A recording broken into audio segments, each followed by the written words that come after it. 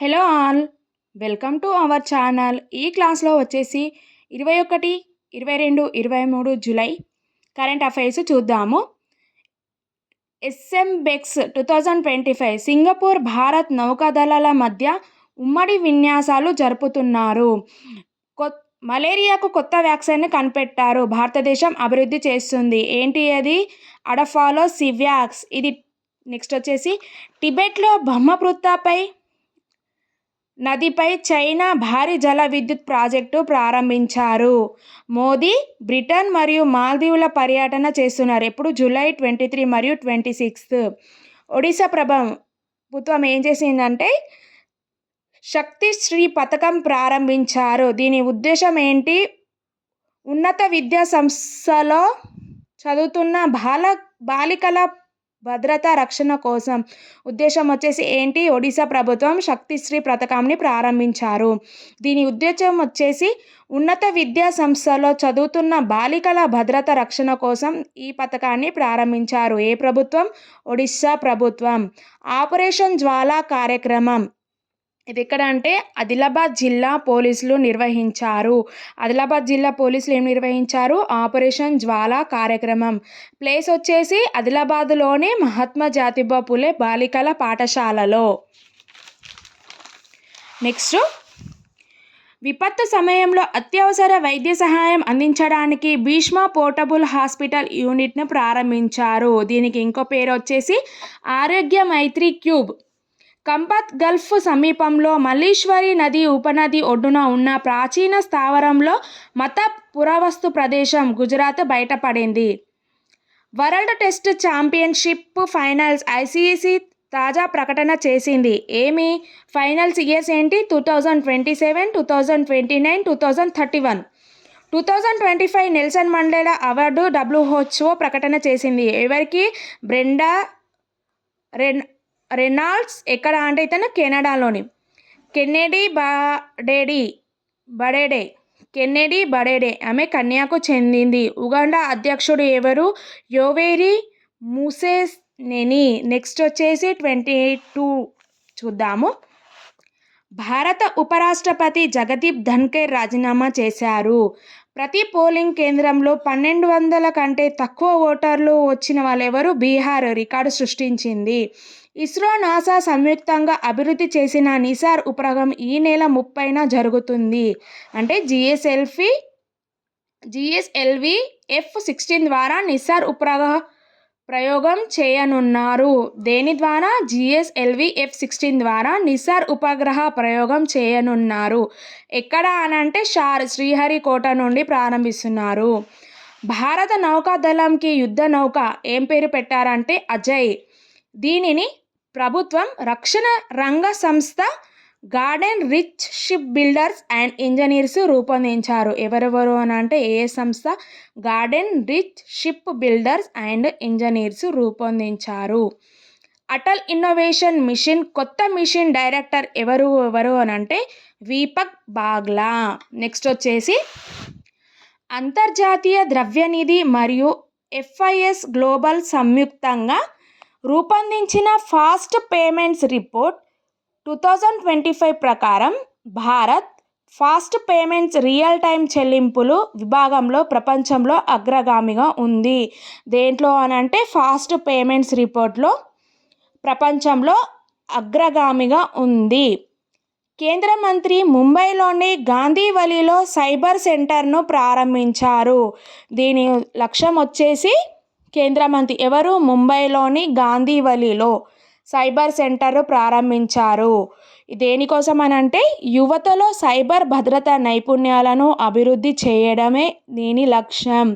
Next వచ్చేసి codex అలిమెంటేరియస్ committee. ఇది రోమ్లోని 88వ committee జరిగింది. దీని లక్ష్యం వచ్చేసి ఆహార ప్రయాణాల సమితి భద్రత, వినియోగదారుల రక్షణ, అంతర్జాతీయ వాణిజ్యంలో పద్ధతులను ప్రోత్సహించడానికి ఈ కమిటీని ఏర్పరిచారు. భారతీయ భూగర్భ సర్వేక్షణ సంస్థ కాశ్మీర్లోని గర్యుల్లో రవిన్ ఫాసిల్ ప్రదేశంలో తీవ్రమైన ముప్పు ఉందని హెచ్చరించింది. ఎక్కడ? కాశ్మీర్లోని గర్యుల్.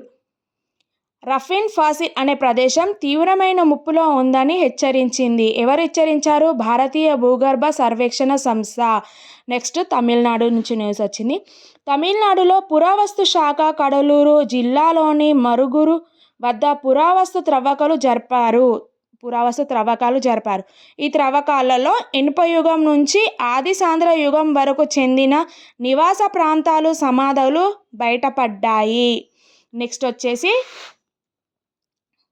సై టీబీ స్కిన్ టెస్ట్ వచ్చింది. ఇది కేరళ ప్రభుత్వం ప్రారంభించింది. దేన్ని? సై టీబీ స్కిన్ టెస్ట్. ఈ పరీక్షలో దాగి ఉన్న క్షయవ్యాధి త్వరగా గుర్తించడానికి కేరళ ప్రభుత్వం సై టీబీ స్కిన్ టెస్ట్ను ప్రారంభించింది. భారత్లో 2025 FIDE chess world cup October 30 to November 27 మధ్య జరుగుతుంది. ఇది ప్రపంచంలో టోటల్ 206 క్రీడాకారులు పాల్గొంటారు. చెస్ను భారత్లో దీనిని మొదటగా చతురంగ అని పిలిచేవారు. భారత్ క్రికెటర్ దిగ్గజం ఫరూక్ ఇంజనీర్ పేరున మాంచెస్టర్లోని ప్రసిద్ధ ఓల్డ్ ట్రాఫోర్డ్ స్టేడియంలో ఓ స్టాండ్కు పేరు పెట్టారు. ప్రఖ్యాత కవి కాలమిస్టు అన్నవరం దేవేందర్ను ఇతనికి ఏమొచ్చింది అని అంటే అవార్డు. కాలమిస్టు అన్నవరం దేవేందర్ను దాశరథి కృష్ణమాచార్య పురస్కారం తెలంగాణ ప్రభుత్వం నిర్ణయించింది. తెలంగాణ ప్రభుత్వం దాశరథి కృష్ణమాచార్య పురస్కారం ఎవరికి ఇచ్చింది అంటే అన్నవరం దేవేందర్ను. ఈయన ప్రఖ్యాత కవి. నెక్స్ట్ వచ్చేసి 30/23 డేట్ చూద్దాము. ప్రపంచంలో అత్యంత సురక్షితమైన దేశాల జాబితాను నంబియో తాజాగా విడుదల చేసింది. దీంట్లో భారత్ 67వ స్థానంలో ఉంది. అత్యంత సురక్షితమైన దేశాల జాబితాలో భారత్ ఎన్నో స్థానంలో ఉంది? 67వ స్థానంలో ఉంది. శక్తివంతమైన పాస్పోర్ట్ల జాబితాలో మెరుగైన భారత్ 77 స్థానానికి చేరింది. శక్తివంతమైన పాస్పోర్ట్ల జాబితాలో భారత్ ఎన్నో స్థానం అంటే 77వ స్థానానికి చేరింది.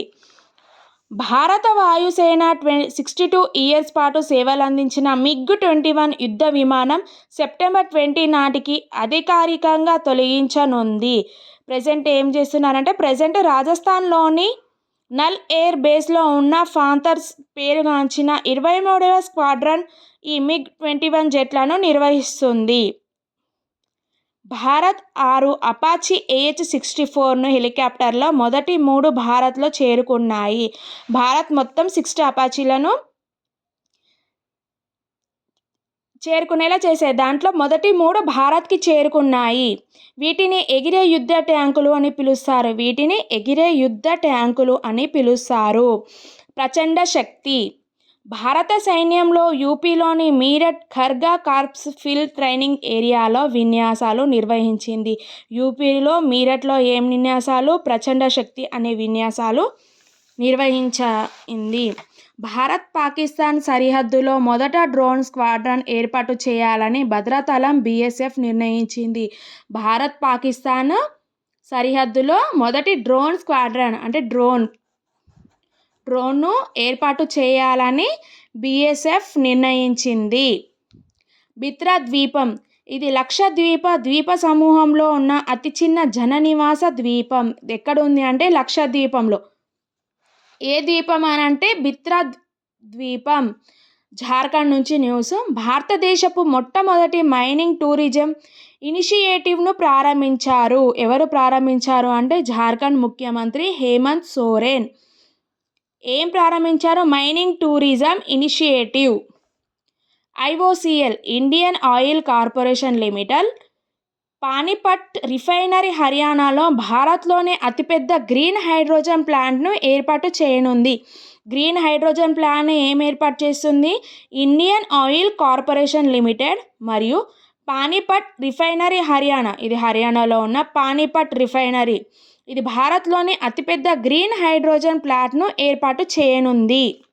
నెక్స్ట్ వచ్చి లారావేర్ ప్రైవేట్ లిమిటెడ్ సంస్థ అంటే నెక్స్ట్ బ్యాంకింగ్ పేరుతో భారతదేశం మొట్టమొదటి పూర్తిగా కృత్రిమ మేధస్సు ఆధారిత ఫిన్టెక్ ప్లాట్ఫామ్ను ప్రారంభించింది.